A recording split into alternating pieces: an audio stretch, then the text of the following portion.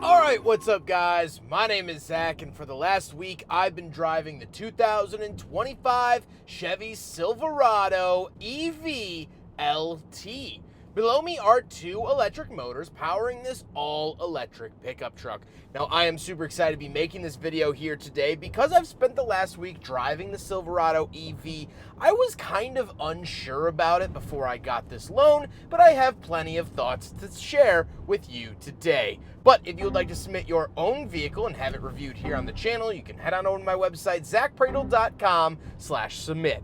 It's a quick and easy submission form. It takes under a minute to fill out, and I come out to you. And if you'd like to see all my videos weeks or sometimes months in advance, you can head on over to my Patreon for only $5 a month. But let's get back to that all-electric drivetrain. Well, Chevy says that it will get up to 408 miles per charge. However, the EPA estimates 390. Whatever number you want to believe, it has done very, very well in maintaining that charge. And honestly, it's never really dipped below 60%, but I've charged it twice just because I knew I was doing longer drives. But honestly, I didn't even have to. It has been very, very good about the charge and power usage and its range estimates. It's actually been coming in slightly under, meaning it says I'll use 5% charge and I end up using 4 or 3%, which is always very helpful. There hasn't really been much range anxiety while using this truck. Now, it doesn't really have a traditional transmission because it's electric, but it is all-wheel drive because it has dual motors, one in the front, one in the back. So how does it feel to drive the Silverado EV? Well, the first thing to note is that it feels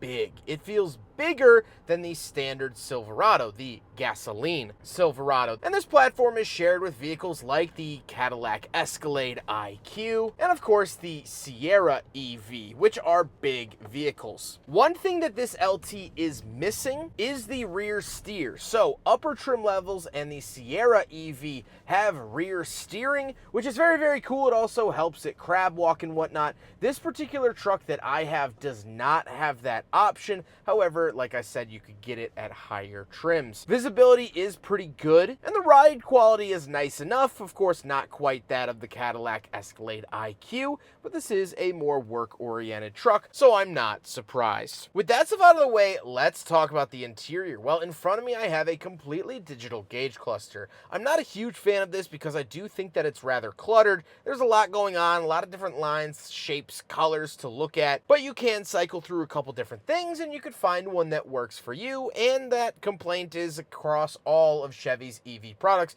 with the Equinox and Blazer. On the steering wheel, on the left, we do have our adaptive cruise control, and this is outfitted with Super Cruise, which is their hands-free highway driving, and it is wonderful. And off to the right, we have our heated steering wheel, voice commands, selectors, and things like that. And we do have a brake button on the back of the steering wheel for regenerative braking. Off to the left, we do have a climate control vent, power parking brake, lane keep assist, front, tailgate, and gauge dimmer switch, as well as our trailer brake adjustments. And moving on to the door, we have 2 levels of memory seats, lock and unlock, power mirrors, and power windows. Moving into the center, we get a giant infotainment display. This is where you run your climate controls, and it does have Google integrated. Now, unfortunately, it does not have Apple CarPlay or Android Auto. Chevy is moving away from that in their EV products, but Chevy told me that this is so they could better integrate Google, and it will give you range estimates for when you navigate places. So you hit navigate to mom's house and it says, hey, you'll have 80% charge when you arrive, and when you come back home, you'll have 60%. So that is their reasoning for dropping Apple CarPlay in favor of built-in Google. Overall, I like this screen. It's pretty easy to use, has a good refresh rate, and I think it's aesthetically pleasing. I do have to say, you have this extra boost mode that does make a pretty cool noise when you enter that mode.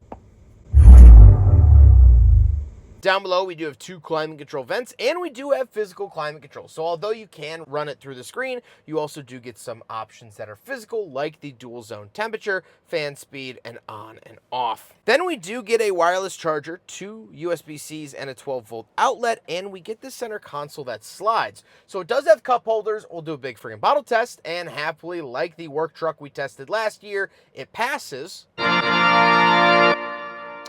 However, it is on this sliding tub, which is really nice. You can kind of customize how you want the center console to be. But with heavier drinks in the cup holder, I have found that on acceleration and deceleration, it does move around a little bit. However, you do get a little cubby with it, and that goes into the center console with another USB-C and plenty of space for goodies. The seats are comfortable. They are heated, ventilated, power, and memory, and I haven't had a complaint. Pretty standard truck seats here, and I think that they work really well. However, speaking of seats, we do have back seats, so let's go do a back seat review. All right, so we're in the back of the 2025 Silverado EV, and as you can tell, I can absolutely spread out back here. I do have heated seats, although it is over 100 degrees today, so I will not be using that. We have 2 climate vents, 2 USB-Cs, and a shelf. We do get a center console with 2 cup holders in it, but like I said, I could absolutely swim laps back here, and it wouldn't really affect anything. Tons and tons of space back here, and we'll talk about why that's a good thing when we talk about the bed, because we do have a mid-gate that I will show you how to put down in a second here. Other than that, this is an absolutely wonderful place to be if you do drive people around a lot. They are going to be in their own world back here, and I love seeing this in the full-size trucks. The F-150 has a similar amount of space, but it's nice that the Silverado also has that much. Let's hop into the very back. We'll take a quick look at the bed, cargo space, and mid-gate, and then we'll talk about the looks. All right, we're on the back of the Silverado EV, and we have a lot to talk about. First of all, we do have 2 buttons up here. So this puts the tailgate all the way down, normal tailgate. However, if you hit this button, you can lower just this part. You could use this as a workbench. If you have any wood coming out, you can have this up, and then you could flip this up, and this is now a cargo stop. So if you don't want anything to fly out. However, close this up, lower the entire tailgate, and then lower this, and then flip this out.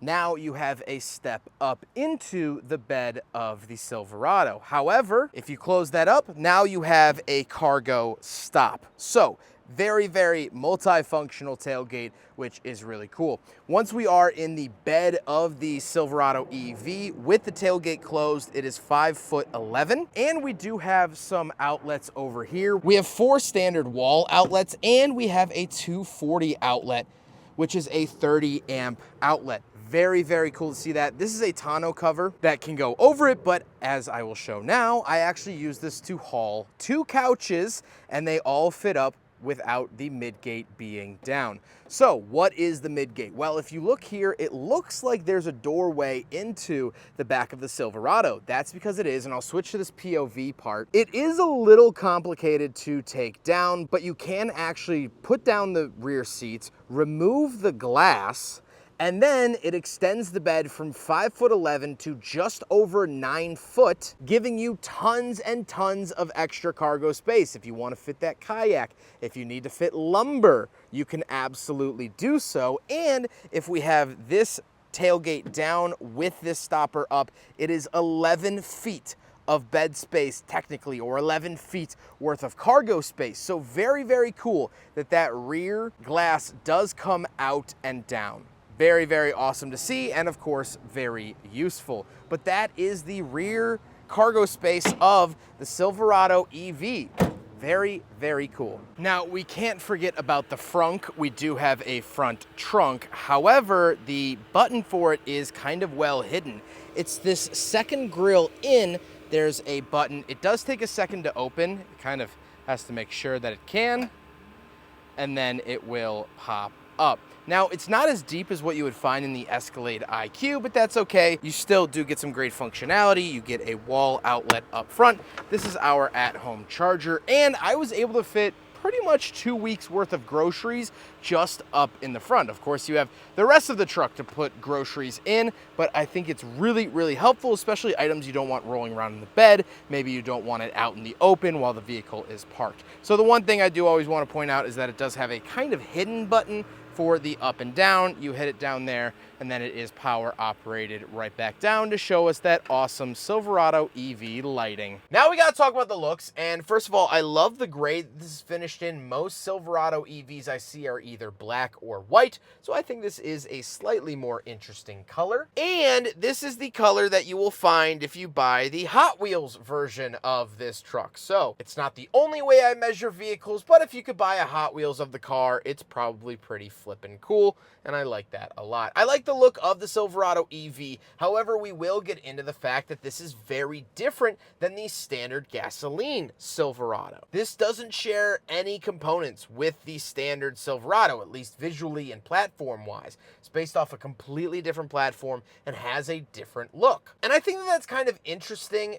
It's very opposite to what Ford did. The Ford Lightning F-150, their electric truck, looks nearly identical to the standard pickup truck, where they're almost exchangeable in traffic when looking at them. Chevy went a very different way, and we'll talk about that in a second. So with that being said, let's get on to my final thoughts. What do I think having driven this truck for the last week? Well, as I mentioned at the top of the video, I had my hesitations about this truck. I wasn't sure if splitting apart from the standard Silverado was that good of an idea, and I have to say it was. With the couch that we hauled, with using the midgate, it actually has a lot more space than what you would think. And people call this, oh, it's actually should have been called the Avalanche because of the way that it looks, but the bed is actually very usable, and that's a big upside of Chevy going apart or moving away from the standard Silverado. They can kind of break the mold with their new vehicle.